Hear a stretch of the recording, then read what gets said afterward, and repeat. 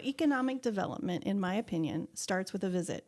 So many times we think that, oh, people are just going to be here. It's just going to happen. It's just, when somebody comes to a community and they come and they check it out and they spend some time. I have a lady who was on Ohio road trips. She went and visited Mount Vernon, for example, fell in love with Mount Vernon. She went home back to Columbus, sold everything, packed up and moved to Mount Vernon because she fell in love with it. And so it was a visit. And so I think sometimes we think, it's just about the community. It's just about providing services to our community. Like, your community can grow because a visitor comes. And if you get somebody who comes and then they're a business owner and then they open their business from wherever they were in your community, I mean, that's pretty amazing. This is the Main Street Reimagined podcast, a show for people ready to turn visions into realities and ideas into businesses. Hey, I'm Luke Henry, and each week I lead conversations with Main Street dreamers who took the leap to launch a business, renovate a building, or start a movement. Their ideas, their mindsets, and their inspirations, as well as some of the highs and lows along the way. This is a place for dreamers, creators, developers, and entrepreneurs to learn, share, and be inspired to change your community through small business. Enjoy the show. Hey friends, this is Luke Henry.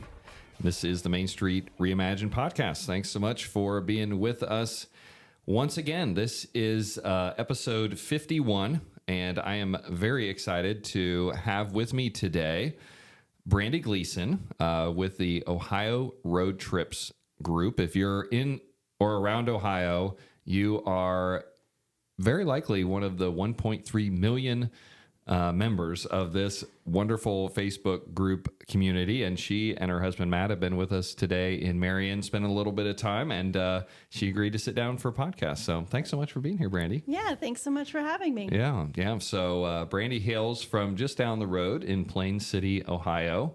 And we're going to hear all about her story here in a minute. But if folks haven't seen the Ohio Road Trips group on Facebook, I know we're going to hear the whole story about it. But as of today, tell us what that community is, what it's focused around, and just really kind of what impact it's having around Ohio. Okay, well, that's a loaded question, It's kind of a big one. So Ohio Road Trips Facebook group is a community of people who have come together to share the things that they're doing around the great state of Ohio.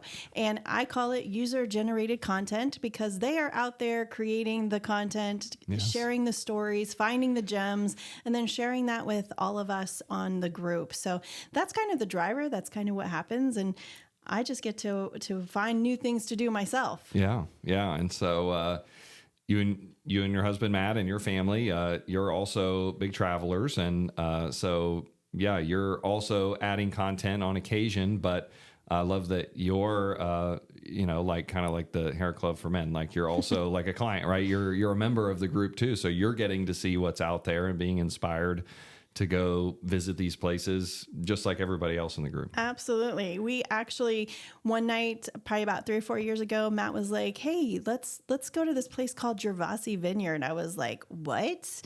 And it's this huge, beautiful winery. It's got a casa to stay at, like 3 restaurants on property. I had no idea it existed in Ohio. Yeah. And it was a result of user-generated content. Yeah, somebody posted about it, and we got in our car, we booked our room, and off we went. Yeah. And today, that's happening literally thousands, if not tens of thousands of times a year with people that are stumbling across different coffee shops and restaurants and retail places and wineries and breweries and entertainment venues all around Ohio. Absolutely. That are being shared about in this group. So yeah. So if somebody's not a member, we're gonna plug it now and probably later again, just to get on there, search out Ohio Road Trips on Facebook and request to be a member.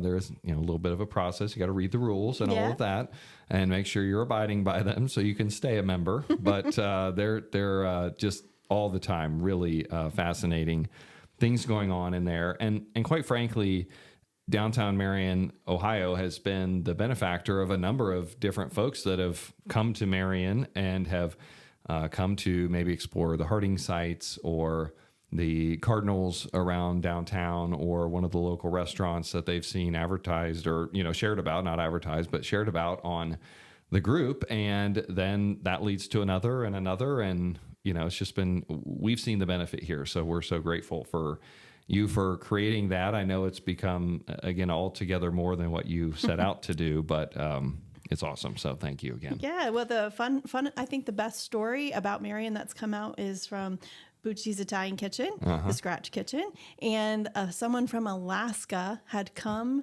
and eaten here and did this amazing post. And Matt and I wrote it down, and he said, we got to get there. And that's a driver for what brought us to Marion for the first time in a long time, was to come and eat at the restaurant. At Bucci's. And as fate would have it, my wife and I were also dining there and had the opportunity to come by your booth, and we started chatting, and we stood there for 45 minutes, I think, and talked. I said, tell you what, we're going to get you back here on another time, and we'll go see some more places. Yeah. So that's what we've been spending the afternoon doing. So we had a great lunch together here at Attaboy's, and Chef Chris even had a few tricks up his sleeve that he rolled out to us. So if you've not heard Chef Chris's story, it's back on, I think, episode 2 or 3 of the podcast here, and but he was able to share that and his story and some of his food, and I think we ate too much, but then we got lots of steps in after that, walking around downtown and seeing some of the shops here. So that's that. That's the Ohio Road Trips group. But your story is so much more than that, and is becoming so much more than that. And so I'd love to kind of rewind several years and hear about your story growing up in Central Ohio, right? And what has led you to where you are today. So take us through that journey a little bit. Okay. So in 2018, I started a blog called Gleason Family Adventure, because we were doing a backcountry hike in the Rocky Mountain National Park as a family. And I just wanted to keep track of what we were doing, the tent that we purchased, the jet boil, the food that we were trying, and just kind of wanted to chronicle it just for fun. And we were homeschooling at the time, so I thought, this is a good way to share that information with our assessor at the end of the year. And I started a little Instagram account and thought, I'll just download that into Chatbooks, and then we'll have like a little yearbook of all the cool things that we did. Within a couple weeks, the Metro Parks of Columbus had reached out to do an interview. The news had started reaching out, oh my gosh, we love what you're doing. Tell us this story. And I was like, oh boy.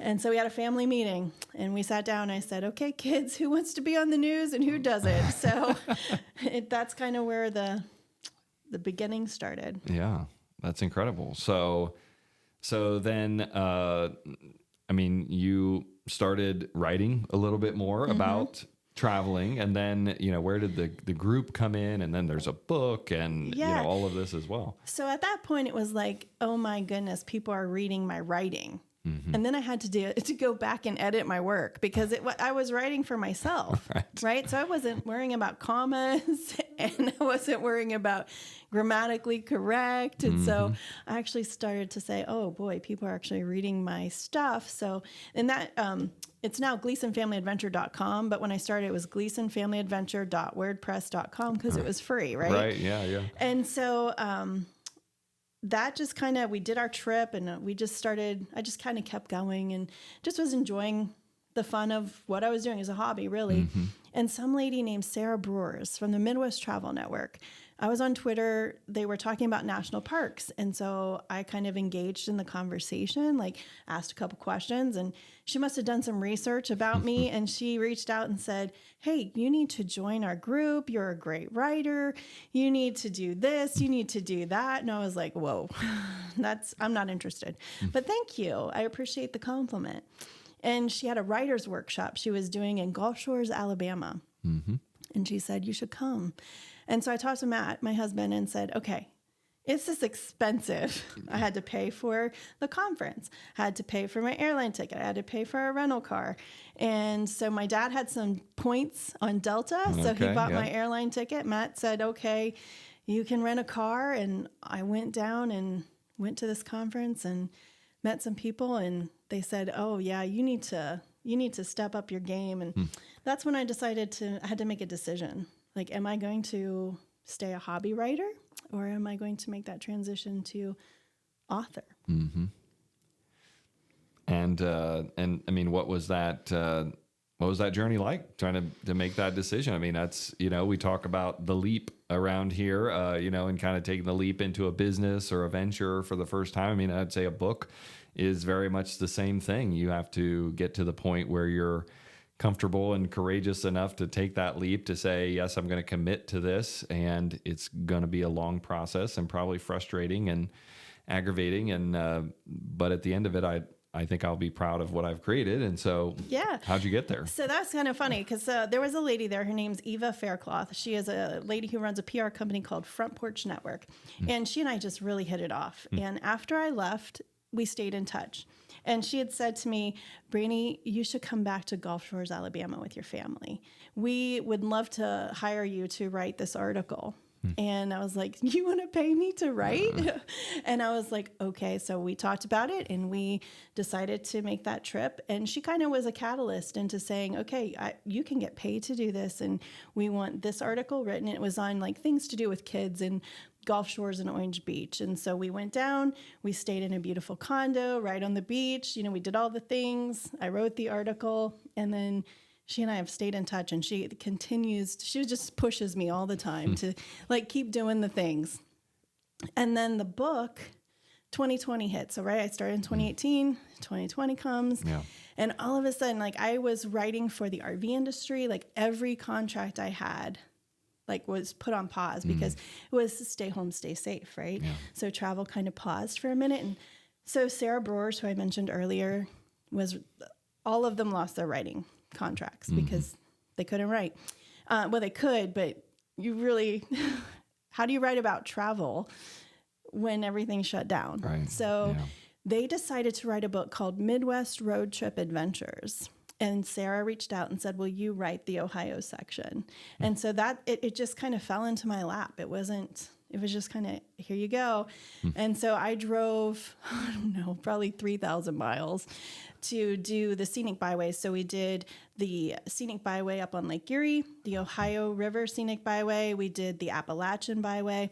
And then every state route in Holmes County is a scenic byway. Yeah. So yeah, that's kind of how the first book kind of started. It's incredible.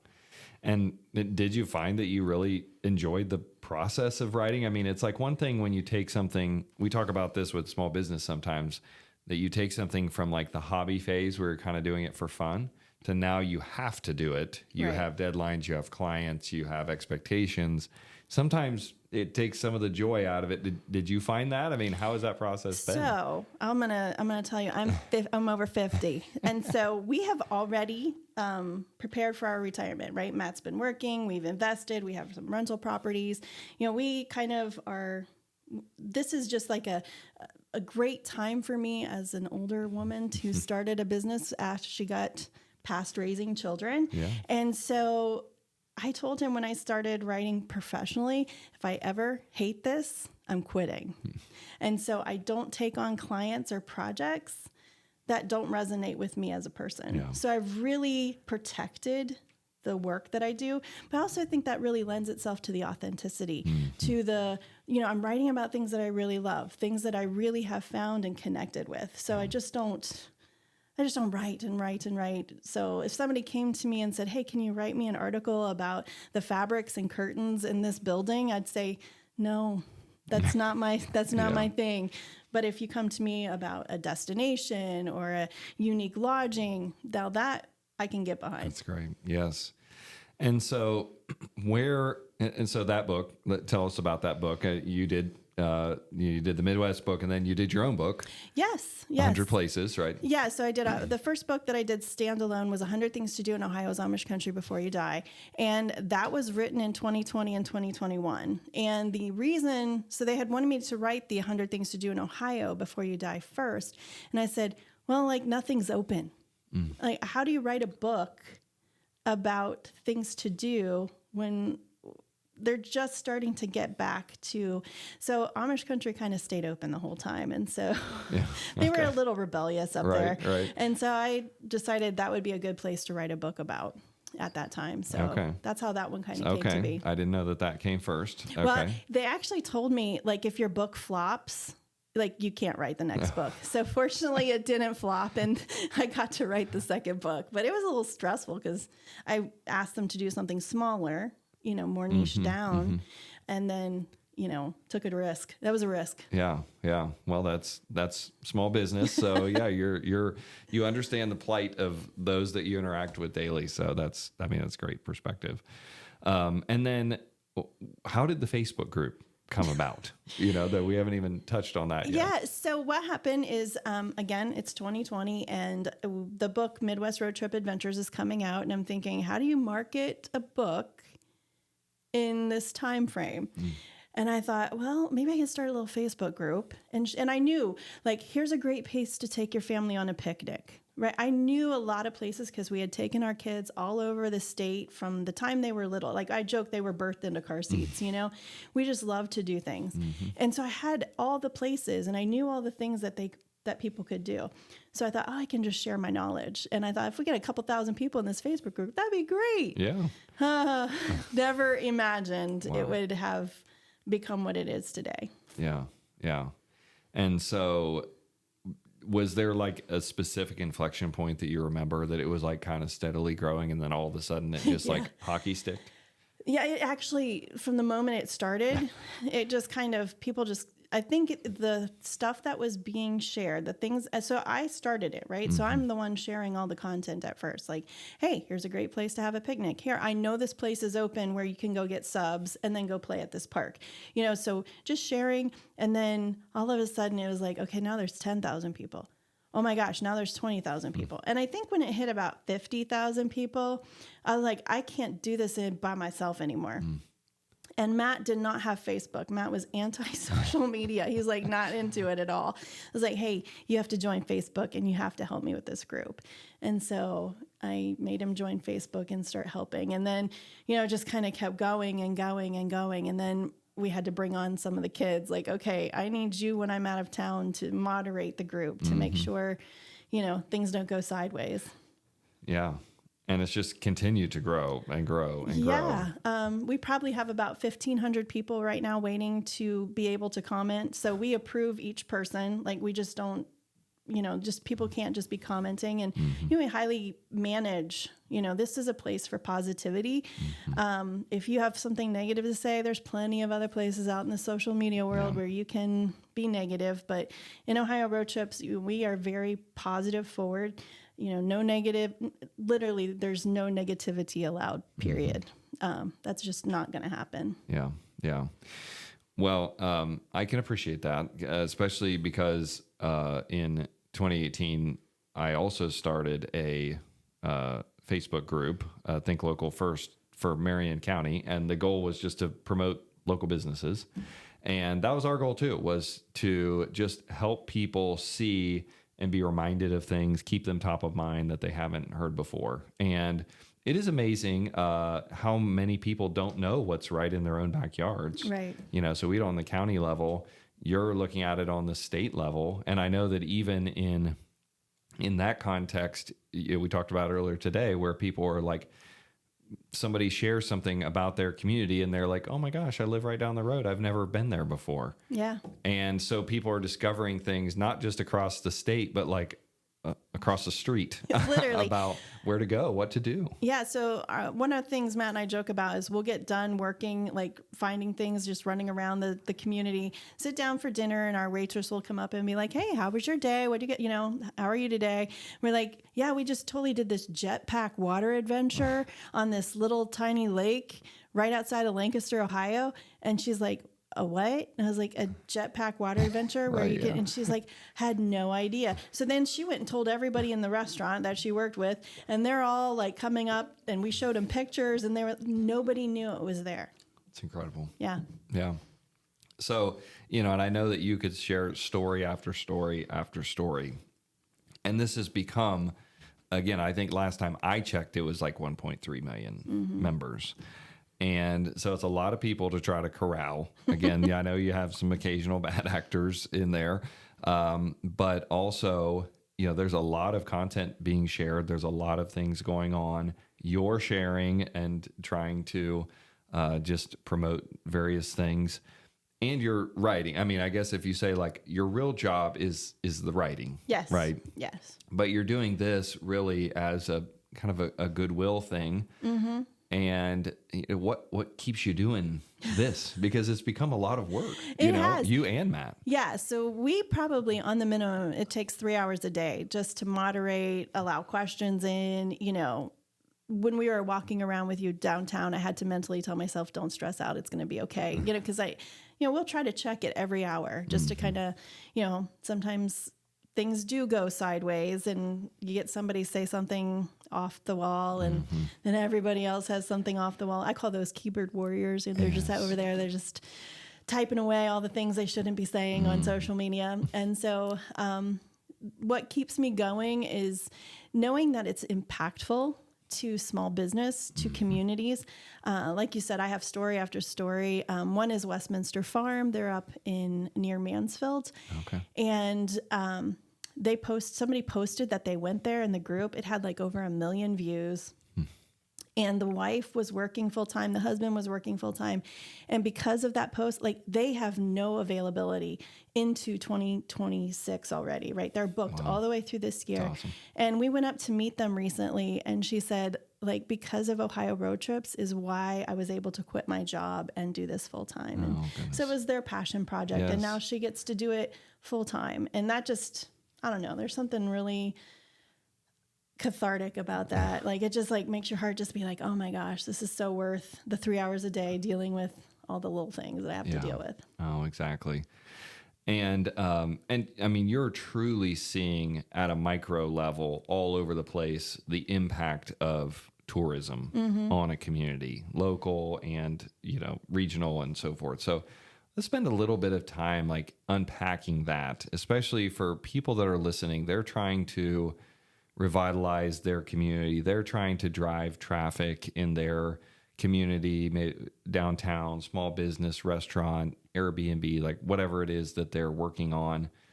What are some, first of all, what are some pieces of the recipe for success that you really see working in communities that you're studying? Oh. I mean, this could be anything. I mean, you could go wherever you want with this. We can, wander, you can give a list, whatever, but what are some pieces that you really see working that are drawing people to communities and being places that are, maybe they're showing up a lot more on the group and stuff like that? Well, I think let's just look at Marion, for example. So you guys have become this revitalization. I mean, there's the heart of the community. We walked up on a group of business owners while we were walking, and just the passion they have for what they're doing, for their business. So at a micro niche down, that's the number one piece, is the person who is investing into their community. I mean, that's huge. They're taking, like you said, that leap of faith. So those are the first ones. And also the investors who have revitalized, redone the building. So like that at the first level, that is number one. And then number two is just getting out the story. And that is where I feel like communities who understand the value of social media, every day posting a little bit of something, each and McConnellsville, you just had Amy and Dan on, and they're great at being cheerleaders for everybody in the community. Yes. It's not just about them. McConnellsville is out there talking about everybody, and everybody is talking about everybody else. And then in a good way. Yes. Yeah, and it's so inspiring. So when you have a community that loves itself, that wants everybody to be successful, every restaurant, every shop, every store, that's the next step, right? And then it's getting those people to show up, people to walk in the door. And so that's where I think those social media, again, is another great driver, is when you see a piece of content that somebody in your community made, like a store that you love, then reshare that on your page, and then somebody else may see it. You just never know what that little tiny share will do. So I think those are some of those things that I see. I think little unique spots I love coffee shops. Having a coffee shop in a town. I mean, I'm not kidding. We were driving home from Lake Erie yesterday. I was at the Governor's Fishing Day for Fish Ohio. I was tired. I was like, I need some coffee. So we got online, did a little search, found a Ballywick's coffee in Tiffin, Ohio. Oh, yes. Yes, I know where that's at. We pulled off, got myself some coffee. Thought, what a cute downtown. Okay, we got to go. It was the only place we stopped. But, I think a coffee shop that stays open past like 2 o'clock, maybe like 5 or 6 would be great. Yeah. We were talking about this a little bit earlier, you and I and Matt as well, just that you start to study all these different communities, and there's so many commonalities between the ones that are doing things well. And I think you've outlined a lot of these, starting with passionate people that care about their place. Yeah. And then people that are willing to put dollars at risk in small business, in renovating buildings, redeveloping places and spaces.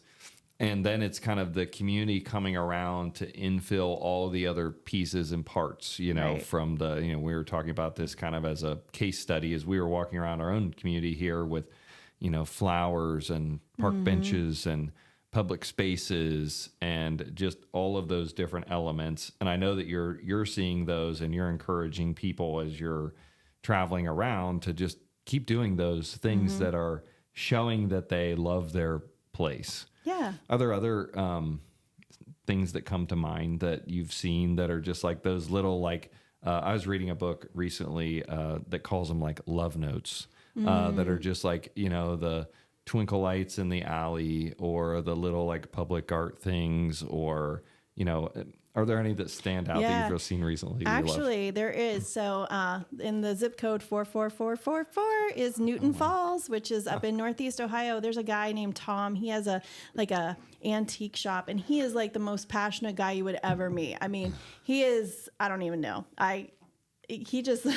He says, community, we're going to do this. So I was coming up. He knew I was coming. I was just coming to, see Newton Falls for the first time and just check it out. He made sure that there were pumpkins out. They freshened up the alley, right? They had just everything was so fall forward, and it just felt like opening up your car door into a Hallmark movie, right? And so sometimes when you get to a small town too, and you open the door, they have some music playing. I don't know if you've been to Troy, Ohio. There's some music playing, and that always I don't know, it creates a feeling as you kind of get into that community of, oh my gosh, this is going to be great. And one time I opened up a store, again, coffee shop, because I'm kind of addicted to caffeine. I understand. We opened the door out and it started snowing, and then the church bells started ringing. Yes. And there's a feel that you need to bring to your community. It's just not, oh, we have some stores open, but there's really like this community feeling. There's something that you've put together and everybody's working together to bring all those puzzle pieces to make it someplace that somebody wants to come and spend some time. Yeah. And you work a lot with tourism bureaus, convention and visitors bureaus, and you had the opportunity to chat with Bev Ford, our local executive director here, and I know you've been acquainted with her through organizations before, but those people are really doing good work trying to promote their communities. What are some best practices that you're kind of seeing in those spaces as communities are promoting themselves, both internally and externally? Again, are there some that you've seen that you're like, man, they are just really killing it in the way that they're spreading the word? Is there, any kind of like secrets that you can share? Oh, so if you're a business owner and you're listening to Luke's podcast right now, so my number one piece of advice for a business owner is please go introduce yourself to your convention visitors bureau. They are there for you. Yeah. If you have an event that is getting ready to happen, please let them know. They're going to share it on their social. They're going to put it on their website. But what they don't know, they don't know. Right. So they need you as a business owner to reach out to them and tell them what you have going on. Like right now, you guys have Christmas in July going on down here. And letting Bev know. I don't know if she knows, but if she doesn't know, she should know, right? Because then she can be sharing that. And they are your voice in the community, and then they're your voice outside to bring visitors in. So they're looking for ways to promote you. And so being involved with them, knowing who they are, what they've got going on, that is like huge for your community. Yeah. And I don't think people realize, like business owners, I find, I've said, have you talked to your local CVB? And they'll say, what's a CVB, right? Yeah. So they don't even know what it is. And so if you don't know what a CVB is, this is your moment to pause the podcast, open your phone, Google your community, find your CVB and get in touch with the director. They would love to know about your business. Yeah. Yeah. Really good advice. Really good advice. I know that, Bev is downtown and so I see her a lot and we're in different circles together. And I know that she's just all the time calling Facebook and all the, different publications and groups and trying to find out what's going on. And she's kind of piecing this together. And she's missing things as much as she's trying because she can't be everywhere, or sometimes people aren't doing a great job of marketing their stuff, but she will help. My goodness, yes. Her equivalent in other communities are also doing that too. I know something that I just love that she's done here in Marion. I think other communities do this too, but if they haven't, it's a great idea. She's aggregated that into a community calendar that's all hosted on the CVB website. And so anyone can go on there and they can look, 2 months ahead. Hey, I'm going to have family members here on September 13th. I wonder if there's a show at the Marion Palace Theater or, any kind of, music event going on or something like that. And you can look ahead, you can, see what's this weekend, 2 weekends, whatever. And so that's really a handy resource. Absolutely. So economic development, in my opinion, starts with a visit. So many times we think that, people are just going to be here. It's just going to happen. It's just, when somebody comes to a community and they come and they check it out and they spend some time. I have a lady who was on Ohio road trips. She went and visited Mount Vernon, for example, fell in love with Mount Vernon. She went home back to Columbus, sold everything, packed up and moved to Mount Vernon because she fell in love with it. And so it was a visit. And so I think sometimes we think, it's just about the community. It's just about providing services to our community. Like your community can grow because a visitor comes. And if you get somebody who comes and then they're a business owner and then they open their business from wherever they were in your community, that's pretty amazing. Yeah. Yeah. That's such a fantastic point that I think that until you said that actually in our conversation earlier today, I never exactly thought of it that way before because we definitely pay attention to tourism. We value tourism. We know that those dollars are making a significant impact in our community, but we don't necessarily think about people turning from tourists into residents. Exactly. And that conversion happens all the time. Yes, it does. Like you said, it starts with a visit. How many people have, went to Florida on vacation and said, I want to retire here. Exactly. And then all of a sudden, a few years later, they're living there. Right. But the same thing happens in small towns and cities and, in the Midwest here as well, where people say, gosh, I really have a feeling that I like when I'm here. I like the people. I like the amenities. I like the shops or the restaurants or whatever. And I could see myself living here. Yeah. And, happens all the time. Good. Yeah, that's really fascinating. And I think, again, an inspiration for just continuing to create places that are people-centric, that are focused on just being special and unique, and something that can be only found in your specific town. Right. And that's worth celebrating, and it's worth sharing. And, those stories are getting shared all the time. Yeah. In groups like yours. Yeah, it's amazing. So tell us about some other great, as we're just kind of talking about places that you've visited and enjoyed and had experiences. What are some that are top of the list here recently here in Ohio?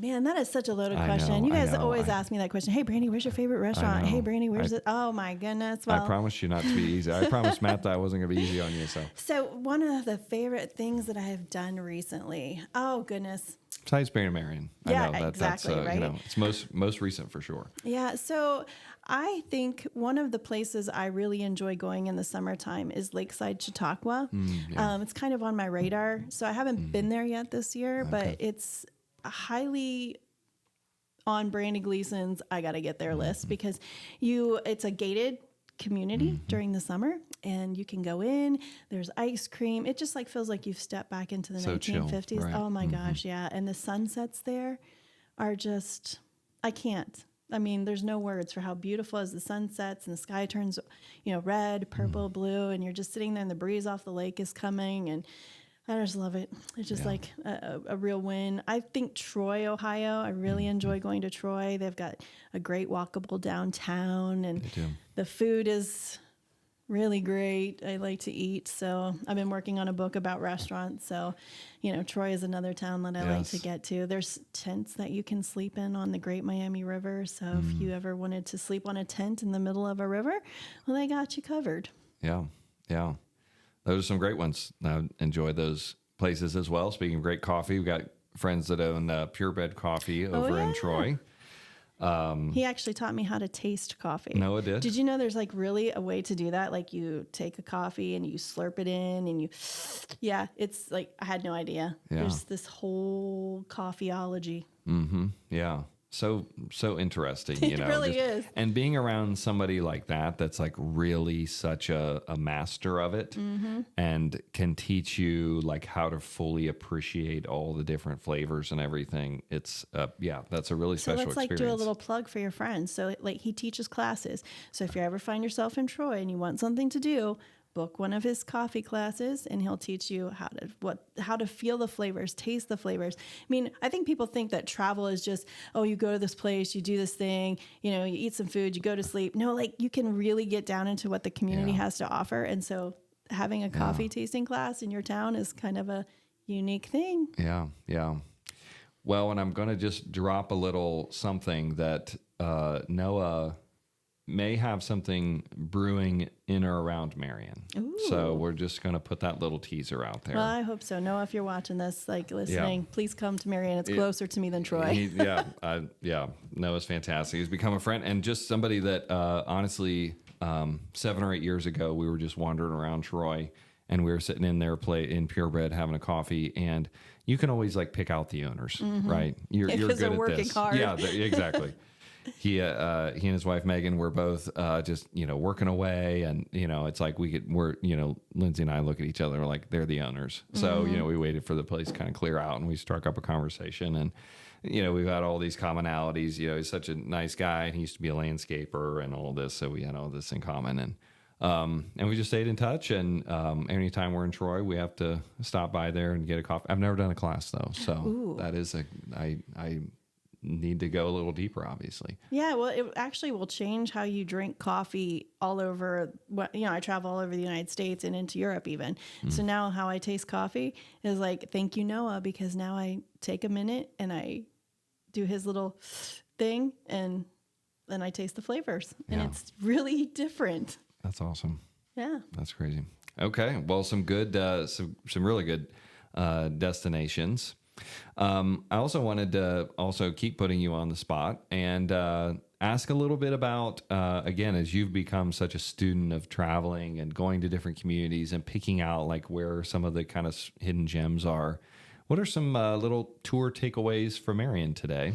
Ooh. We did some hoofing around downtown to burn off some of our cheesecake, and so we saw not everything, but a lot of the different shops and different spots. And so what were some tour takeaways from today that you think that are notable about Marion, Ohio?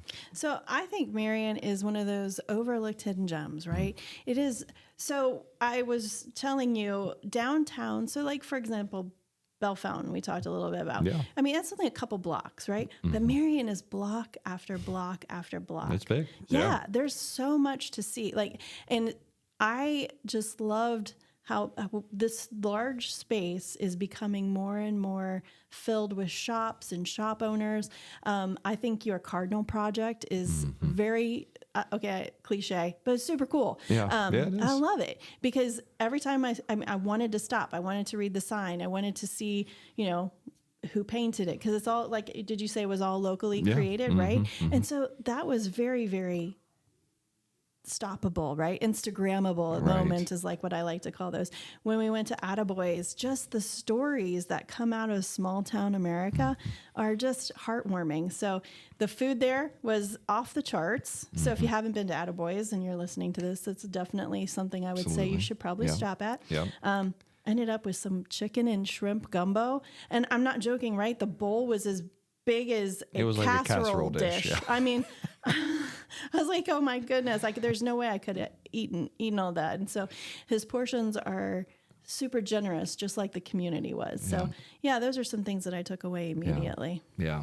I appreciate that. I agree. I love, in our own town and others, just meeting the people and really hearing the stories. And I think that as we're talking about tourism, as we're talking about marketing and PR, it's the stories that sell the places. Absolutely. Right. And so I'm sure that you would encourage folks to tell your story. Tell that story, right? Yeah, don't hide it. Now, Matt, do as I say, not as I do, because Matt's always like, hey, Brandy, you need to put yourself out there. You need to share a little bit more. And I'm always like, I like to be the woman behind the camera. I'm the woman behind the story. But the only way people are going to know about you is if you share that story. Why did you end up in Marion? Why did you end up in that little storefront? How did that storefront come to be? Is it an incubator store? Was it a pop-up store? Nobody knows that. But when they start to find out, oh my goodness, this is how it happened. And then they'll come in and they'll share with you, hey, we'd like to see this in your shop or a little bit of this. And then they'll kind of help you curate some of the things that the community is looking for. And so if you don't tell your story, nobody else is going to be. Right. Yeah. Unless you email me and say, hey, Brandy, come tell my story. Yeah. So, speaking of storytelling, so right now you're telling the story of a whole bunch of restaurants around Ohio. And I know this is a little bit of a touchy subject because you're on a deadline that's looming here very soon. But I know that this has been a labor of love for you. Tell us a little bit about, especially just focusing on restaurants. What have you learned about the restaurant world, the small, locally owned restaurant? What did people not know that you've learned? What did you not know that you've learned through this process? I learned so much. I learned, number one, that restaurateurs are probably the hardest working people that work in America. Yeah, amen. They are, if a dishwasher doesn't show up, they're the dishwasher. If a waitress isn't there, they wait the tables. Yeah. If the host doesn't show up, they're seating you at the table. If they run out of milk, they're running to the grocery store to get some. They are, I'm speechless. They are so hard. They work so hard. And so this book has probably been the most challenging thing I have ever written in my life.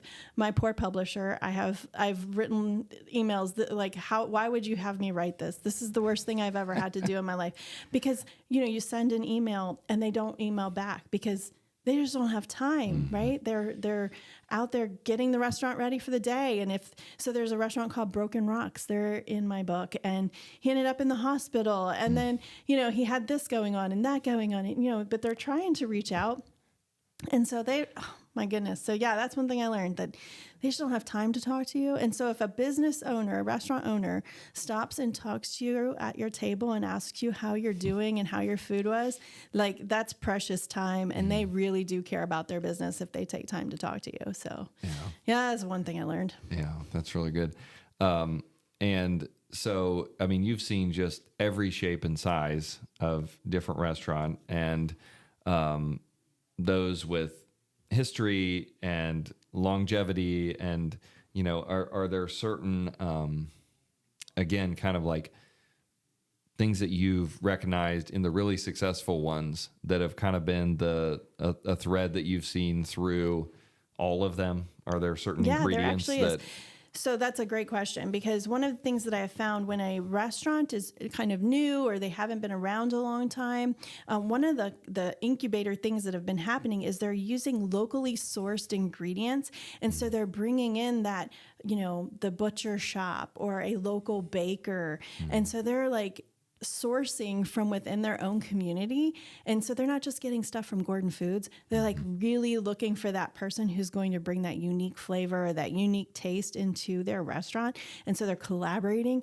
And that is not only is their restaurant successful, but then the butcher shop successful and the bakery successful, and then the cake decorator successful, or whoever they're bringing in. I also know like they're bringing in like milk products, right? So there's dairy farms that are you're able to get products from.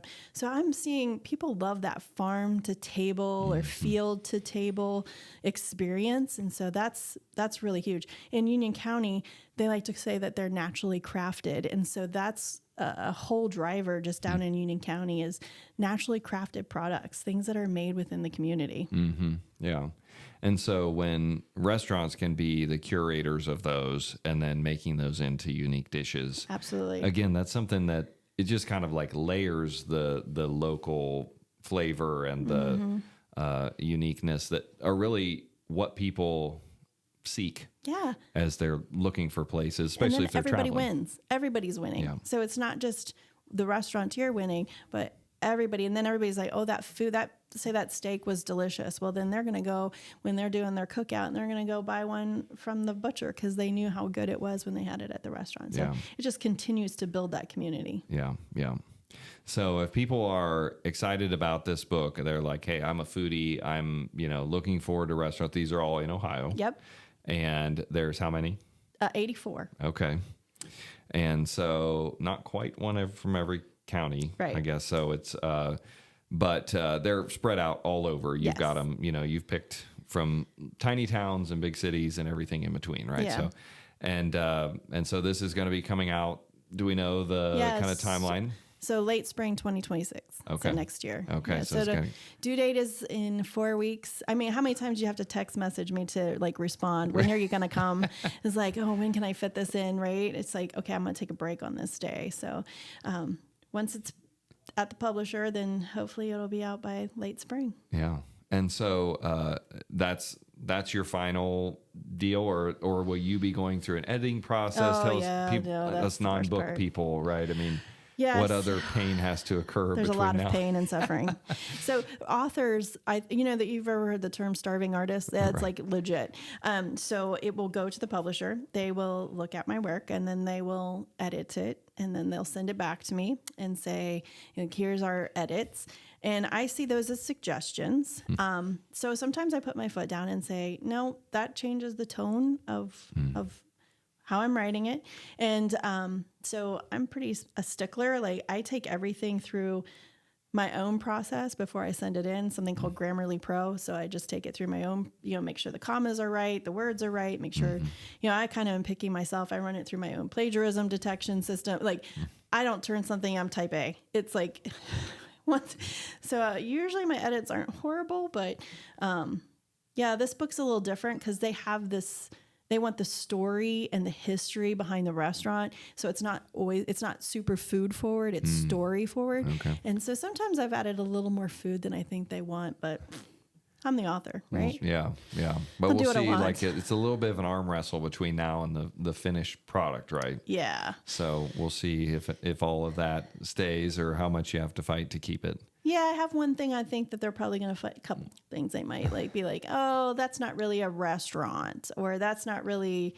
I want to be like, it's unique. It says unique restaurants and eateries of Ohio. So I have creative liberty, right? Okay. So I'm going with it. I'm with you. Yeah. I'm with you on this.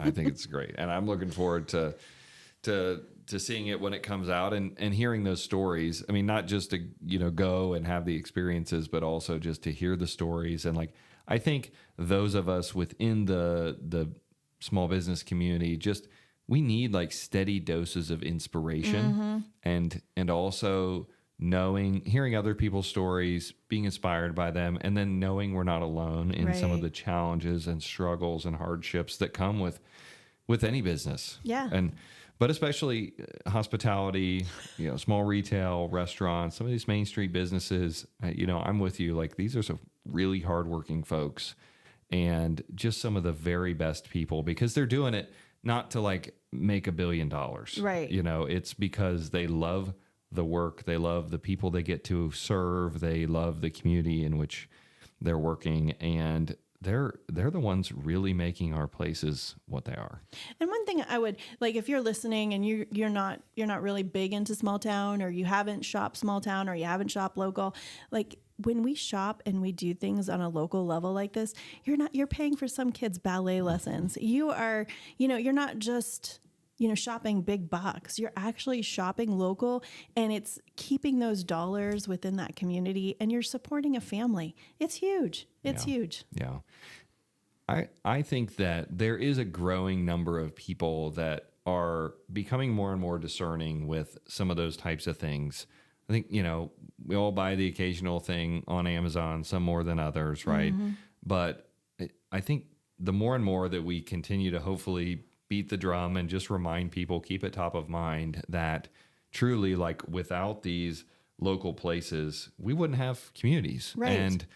And spending a couple extra bucks on a meal or a couple extra bucks for a gift, and you're probably going to get something way more unique, way more specialized, way more personalized.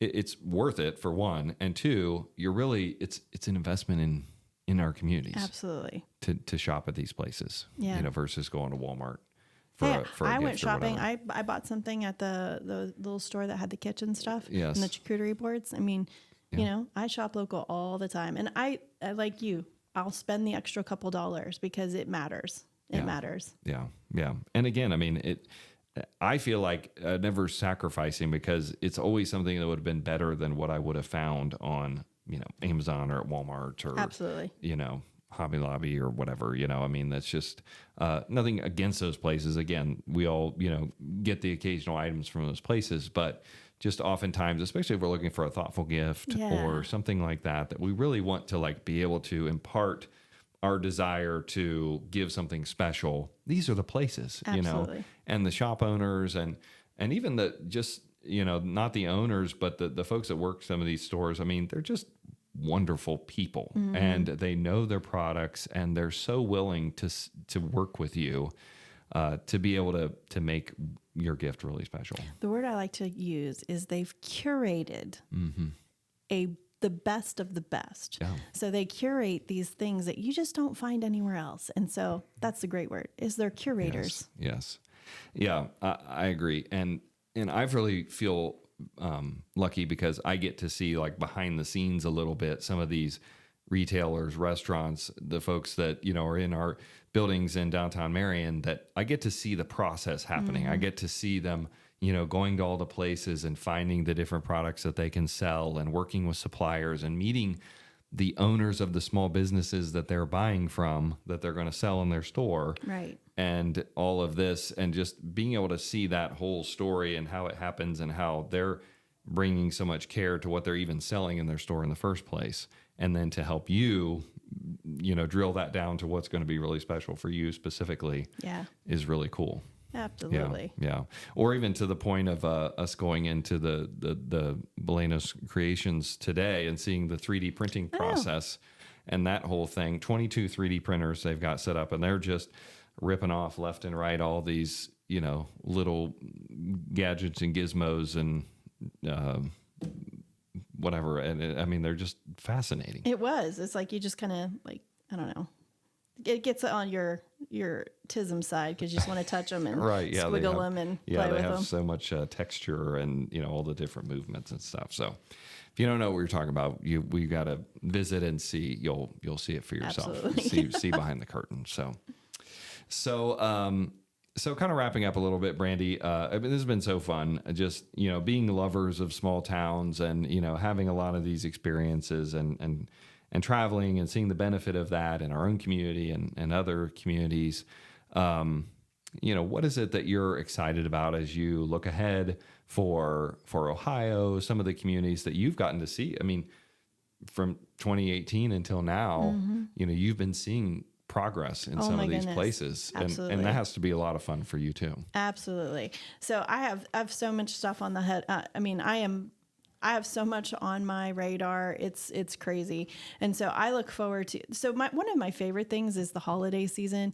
So when you talk about small business and things like that, the holidays is a great time to explore, and really towns pull together. For some reason, Christmas seems to bring everybody together. Yeah, So you guys I are agree. doing Christmas in July and just listening to Christmas music. It's like, oh, that's just, Yeah, it's not that far away. I'm just going to go listen to some Christmas music. And, Christmas just brings that togetherness for a community. So looking ahead for Christmas time, I'm doing a bus tour to Frankenmuth, Michigan, and a bus tour to Ohio's Amish country, celebrating some Christmas stuff. So there's watching all of these things kind of come together for me is pretty incredible, but I am busy. I'm already booking into 2026, projects that I'm working on. Yeah. So yeah, it keeps me hopping. It's so exciting. And of course, the daily investment of time in Ohio road trips. Yep. And just continuing to encourage people to share their experiences. So, I mean, if somebody's out there, they're already a member, or they're going to be a member of the group,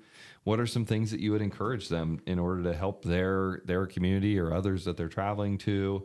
What are some best practices around that? So if you are a traveler and you go to a restaurant and you have probably one of the best meals you've ever eaten, you should take a few pictures and you should share it in Ohio road trips. And even if if you live in Michigan or wherever you're listening to this podcast at, share that on your social media. Social media it's a beast. You never know what it's going to do. Right. Sometimes I work really hard on something and I write this beautiful blog piece and I make some content for it and I share it and it's like, womp, right?